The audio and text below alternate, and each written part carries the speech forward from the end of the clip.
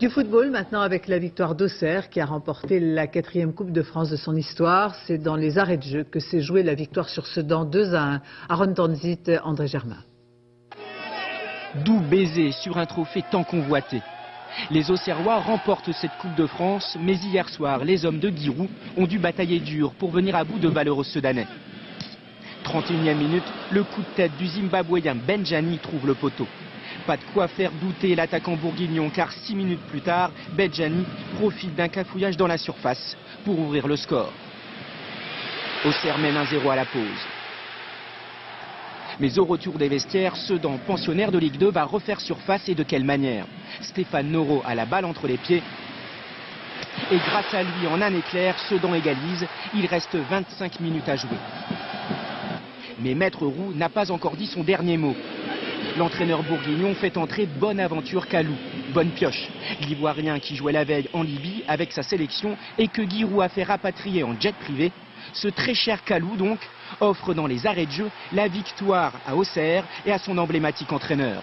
Il a plaisanté en me disant qu'il fallait que je le paye en retour parce qu'il avait consenti d'énormes efforts financiers pour m'amener un jet. Salut à tous, c'est toujours un plaisir de vous retrouver pour votre rendez-vous hebdomadaire Leitmotiv, votre émission d'inspiration et de motivation. Pour ce 3e numéro spécial consacré à la CAN 2017, nous recevons pour vous un ex-international ivoirien qui aura eu une carrière riche, avec qui nous aurons l'occasion de revenir sur son parcours, mais aussi d'analyser l'échec des éléphants pour la CAN 2017.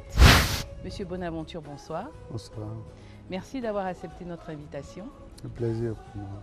Alors, je le disais dans mon introduction, tu as eu une carrière riche qui t'a emmené aux Pays-Bas, à Feyenoord, Oui. mais aussi en France, notamment à Auxerre et à Paris. Oui. Alors, cette carrière démarre véritablement à la SEC d'Abidjan, la SEC dont ton père était l'un des plus grands supporters à Oumé. Oui, très tôt, il m'a transmis la passion du football en m'emmenant notamment au stade d'Oumé quand la SEC venait et à Abidjan aussi, suivre des matchs de la SEC d'Abidjan. Donc très tôt, j'ai baigné dans cette atmosphère-là de football. Voilà. C'est pour ça que tu t'es lancé dans le foot ou tu as été quand même un peu influencé par ton père? J'ai été influencé par lui et après, il y avait une véritable passion pour ce sport-là. Je pouvais jouer au foot quand à l'époque, à l'école primaire, les jeudis, il n'y avait pas école. Je pouvais jouer du matin jusqu'au soir. Donc, oui, c'était une véritable passion, une drogue pour moi.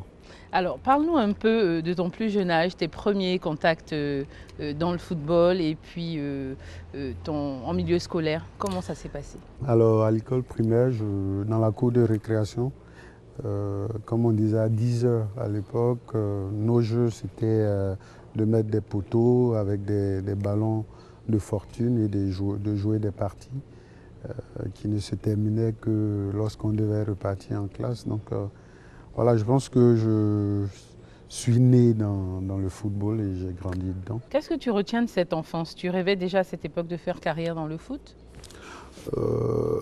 Il était très difficile pour moi à l'époque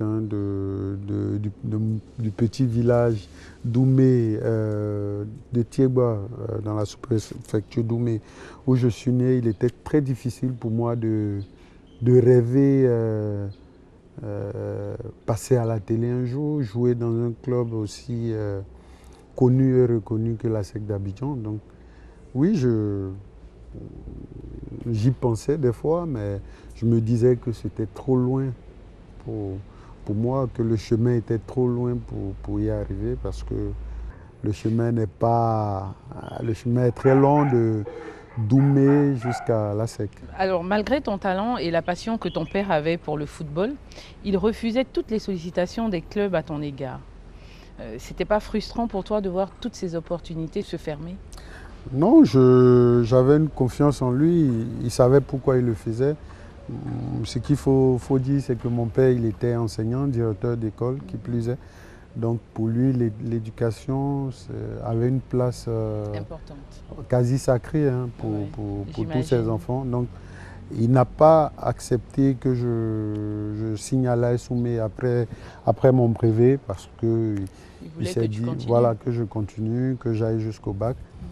Et ça, même aujourd'hui, je lui en suis reconnaissant parce que ça m'a permis, quand je suis allé en Hollande, de pouvoir échanger avec mes coéquipiers parce que je parlais l'anglais.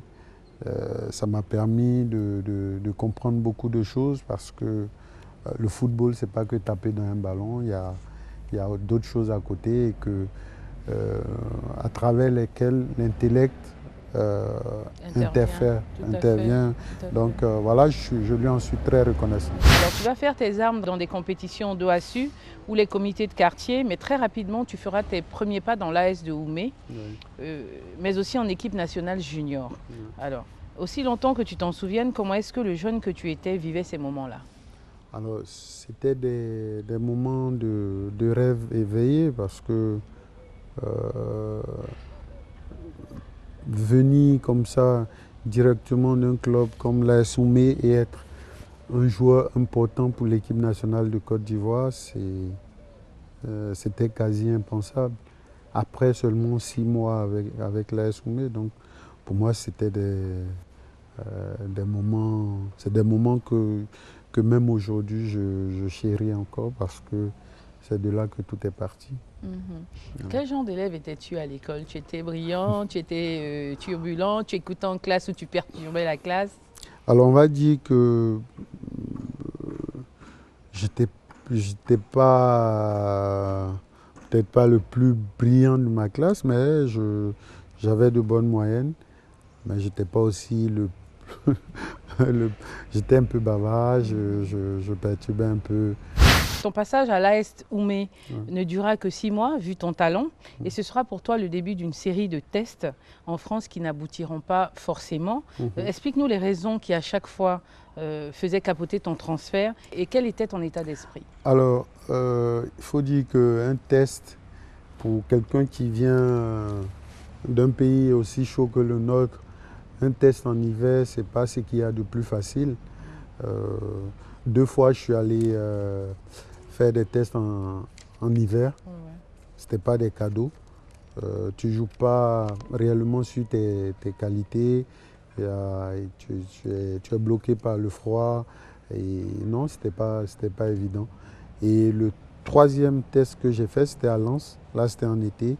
Le club voulait me garder, mais ils ne se sont pas entendus avec celui qui m'avait fait partir à l'époque. Et pour moi, je l'ai vu comme un signe du destin. Peut-être qu'il fallait forcément que je passe par un club en Côte d'Ivoire avant d'embrasser une carrière professionnelle. Cette discussion, je l'ai eue avec mon aîné, ma grande sœur qui est à Paris. Et ensemble, on a décidé que je rentre jouer à la SEC. D'accord. Finalement, tu ne feras qu'une seule saison à la SEC, mais une saison qui aura marqué le public ivoirien. Et le premier club que tu découvres en Europe, c'est Feyenoord, à Rotterdam, en Hollande. Raconte-nous comment se fait ton transfert. Alors, le président du club hollandais Feyenoord est venu à Abidjan voir Maître Roger, président de la SEC, parce qu'il m'avait vu à la Coupe du Monde junior en Malaisie. Discuter des thèmes du contrat, ils sont tombés d'accord. 4 mois après, je suis parti. Comment se passe ton intégration arrivée à Rotterdam, surtout qu'à l'époque, tu étais le premier Ivoirien à évoluer dans le championnat hollandais? Alors mon intégration s'est passée tout en douceur. Comme je l'ai dit, je m'exprimais, je comprenais anglais, je parlais anglais. Et là-bas en Hollande, presque tout le monde parle anglais. Donc ouais, mon intégration a été très facile. Et au niveau du climat, tu n'as pas eu trop de problèmes? Oui, je suis arrivé en hiver. Mais comme je l'ai dit, je me sentais investi d'une mission, c'est-à-dire, voilà, j'étais devenu le chef de famille de facto parce que mon père partait à la retraite. Donc cela m'a su motiver. J'ai compris que il fallait que tu prennes, tu étais devenu quand même quasiment le chef de famille. Voilà, il n'y avait pas d'autre choix pour moi que de réussir ma carrière là-bas. Ils sont nombreux les Messins autour du ballon à l'heure actuelle à la récupération. Physiquement ils sont bien. Ouais, Paoletta qui va chercher Kalou. Dégagement de Pestler, Roten. Oh, superbe arrêt de Bambé, arrêt réflexe pour détourner en corner. Et Jérôme Roten n'était pas loin du cadre. Regardez la rase de Roten sur son visage pour enflammer le Parc des Princes et arriver à concrétiser cette domination parisienne. Le corner pour le Paris Saint-Germain avec Jérôme Roten qui va le frapper.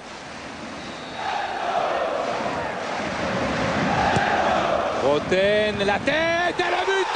Et le premier but sous ces nouvelles couleurs pour Bonaventure Kalou, le Paris Saint-Germain qui ouvre le score. 20e but en Ligue 1 pour Kalou. Le talent de Kalou a parlé sur ce corner précis et Metz doit s'incliner 1-0. De retour avec notre invité Bonaventure Kalou, ex-international ivoirien, qui a réussi sa reconversion dans le football en tant que consultant, mais aussi en tant qu'opérateur sportif. Alors Kalou, après quelques années passées à Rotterdam, tu décides de déposer tes valises en France, notamment à Auxerre d'abord, puis ensuite à Paris et à Lens. Quels ont été pour toi les moments les plus marquants de tes années dans le championnat français? Les années les plus marquantes, je dirais 2004 avec Auxerre, l'année où on gagne la Coupe de France, et 2006 avec Paris, 2005 avec Paris, où je regagne une autre Coupe de France. Et il faut noter que pendant ces deux finales-là, je marque avec Auxerre, je marque avec Paris, ce qui n'avait pas été réussi depuis plusieurs années. Donc voilà, ce sont ces faits-là qui sont les points d'orgue de ma carrière en France. Parallèlement à ta carrière en club, tu seras un des titulaires indiscutables de l'équipe nationale. Est-ce que c'est vrai que les performances en club sont moins évidentes qu'en équipe nationale? Oui, en équipe nationale, c'est la pression est beaucoup plus énorme parce qu'on joue pour un peuple. En club, on joue pour une ville, c'est différent, mais j'ai adoré toutes ces années passées à jouer pour mon pays parce que ça n'a pas de prix. Tout à fait. Et j'ai toujours pensé que mon plus gros regret, si on peut l'appeler comme ça, c'est de n'avoir rien gagné avec la Côte d'Ivoire. J'aurais donné tous les trophées gagnés en club pour ne serait-ce qu'avoir une Coupe d'Afrique. Mais bon, ça c'est de l'ordre du passé maintenant. Tout à fait. Alors, en parlant de l'équipe nationale, malheureusement, la Côte d'Ivoire vient d'être éliminée par le Maroc au premier tour de la CAN. Qu'est-ce qui explique selon toi cet échec cuisant? Alors déjà, on a une équipe jeune. C'est pas pour dédouaner les acteurs, les footballeurs qui étaient là-bas, mais il faut comprendre que la CAN, faut avoir de la bouteille, il faut avoir une certaine expérience pour pouvoir l'appréhender.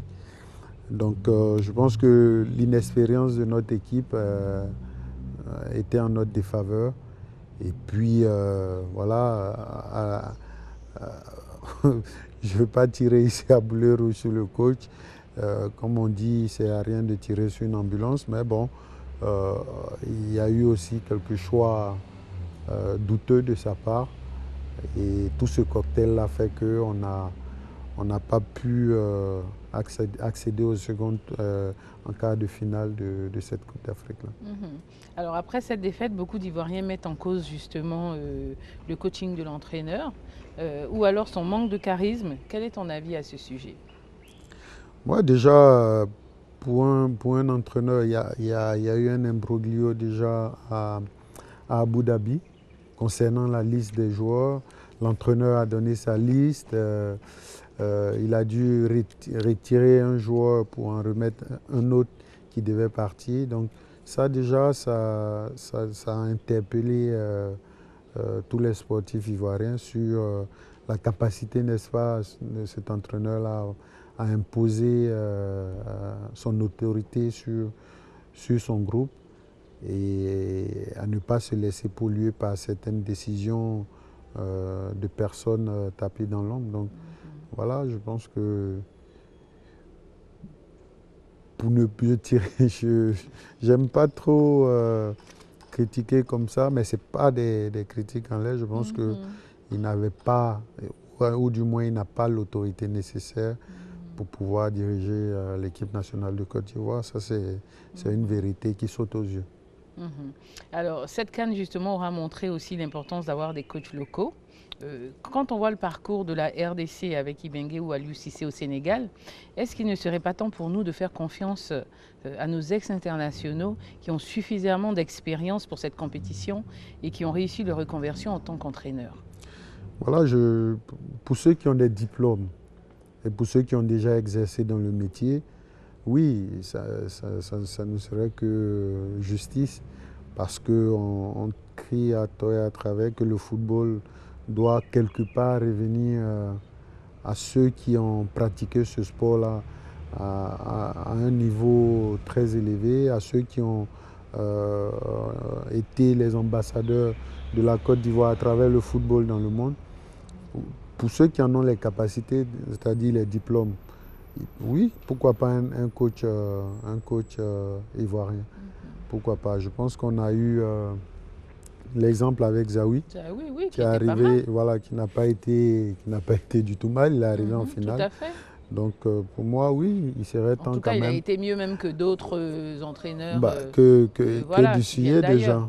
Oui. Il a été mieux que Dussuyer. Donc oui, ce serait pas mal d'essayer avec un coach ivoirien qui connaît vraiment voilà, le contexte ivoirien qui n'est pas très facile, qui connaît les mentalités, les réalités du terrain. Et pourquoi pas, moi je suis pour. Je suis pour. Alors, justement, Bona, après cette défaite qu'on a eue à la CAN, nous avons appris que ton jeune frère a décidé de mettre un fin à sa carrière internationale. T'a-t-il consulté avant? Vous en avez parlé? Pourquoi a-t-il pris une décision pareille? Alors oui, mais il m'a consulté avant la CAN d'ailleurs, pour me dire que il se sentait plus, n'est-ce pas, de venir chaque fois en sélection, et qu'il arrivait un peu au bout du rouleau, qu'il avait tout donné pour cette sélection-là, et que malheureusement, des fois, les retours ne sont pas ce qu'il attendait. Donc voilà, il a décidé, après 6 CAN, de mettre un terme à sa carrière. Il arrête en étant le 2e meilleur buteur après Drogba en sélection. Pour quelqu'un qui n'était pas utilisé dans sa position la meilleure, c'est-à-dire attaquant de pointe, c'est pas mal, le bilan n'est pas mal. Donc voilà, c'est le clap de fin. Et puis je lui souhaite en tout cas bon vent pour la suite de sa carrière en club. Alors, en parlant de reconversion, la tienne s'est faite tout en douceur, mais toujours dans le foot. D'abord en tant qu'opérateur sportif, mais aussi en tant que consultant. Est-ce que c'est si facile que ça, quand on était un sportif de haut niveau, de réussir sa reconversion? Alors, la reconversion, c'est la hantise de plusieurs footballeurs, parce que on n'a que le football, on ne sait faire que le football. On commence à rentrer dans le moule à 16, 17 ans. On arrête quand on est encore très jeune, c'est-à-dire entre 30, 35 ans. Voilà. Et après, pour beaucoup, le problème, c'est de ne pas savoir quoi faire. Et c'est en cela que l'école est très très importante. C'est en cela que voilà, le conseil que je donne aujourd'hui à plusieurs apprentis footballeurs, c'est de ne pas laisser très tôt leurs études pour le football, parce que c'est très aléatoire. Tout à fait. Voilà, parce qu'après le foot, il y a encore une vie à mener. Il y a beaucoup d'appelés, il y a très peu d'élus. Donc faut aller le plus loin possible à l'école et penser à sa reconversion quand c'est pas quand on arrête qu'il faut y penser, il faut y penser quand on est encore en activité. Et voilà, parce que c'est pas du tout facile de trouver sa voie et de faire quelque chose qui vous passionne autant que le foot. Que le football. Bien sûr. Voilà. avec Dorasso, finalement qui a récupéré une de Paoletta peut-être, avec Edouard Cissé, le retour de Taïwo. Ouais, bien joué de la part des Nigériens. Attention tout de même à ce ballon perdu, la frappe au bout, ouverture du score extraordinaire de Bonaventure Kalou. Il avait marqué l'année dernière avec Auxerre et il marque ici un but splendide, Jean-Michel. Mais une grosse, énorme erreur de Taïwo, mais à la sortie, quel but! Quel but magnifique! Alors, nous sommes presque à la fin de cette émission. Quel a été pour toi, durant toute ta carrière, ton leitmotiv?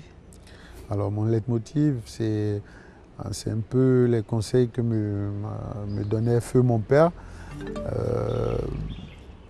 Avoir une certaine humilité quand on grimpe dans l'échelle sociale parce que on ne sait jamais, la vie est faite de surprises. Ne jamais prendre les gens de haut. L'humilité, le respect des autres. Tout à fait. Et voilà, c'est ce qui m'a permis d'avancer tout doucement, mais sûrement. Sûrement, voilà. Quels sont tes projets à venir et quels conseils peux-tu donner à tous ces jeunes qui veulent réussir coûte que coûte dans le football? Alors, mes projets à venir avec ma structure, c'est la deuxième édition de la Dream Cup avec tous les centres de formation d'Abidjan. On l'a fait l'année dernière et on compte le refaire cette année avec tous les centres de formation d'Abidjan, comme je l'ai dit, pour les joueurs de moins de 16 ans.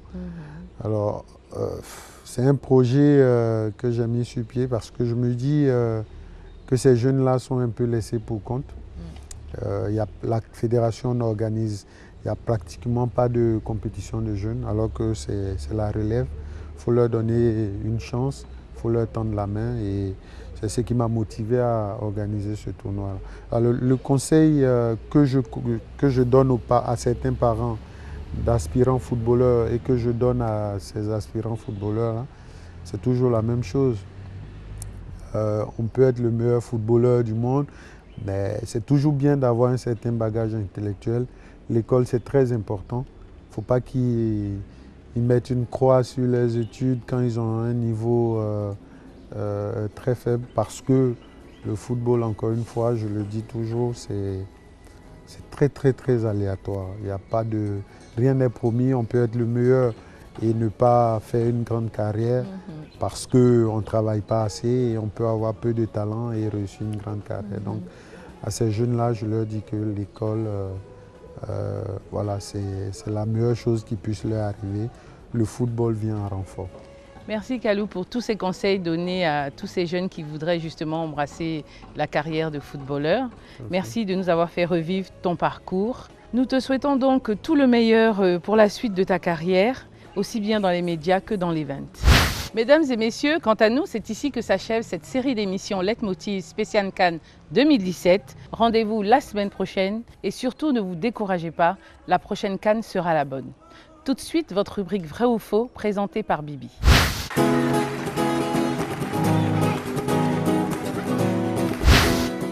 Salut Bonaventure. Salut. Comment vas-tu? Très bien. Alors, es-tu prêt pour le vrai ou faux? Oui.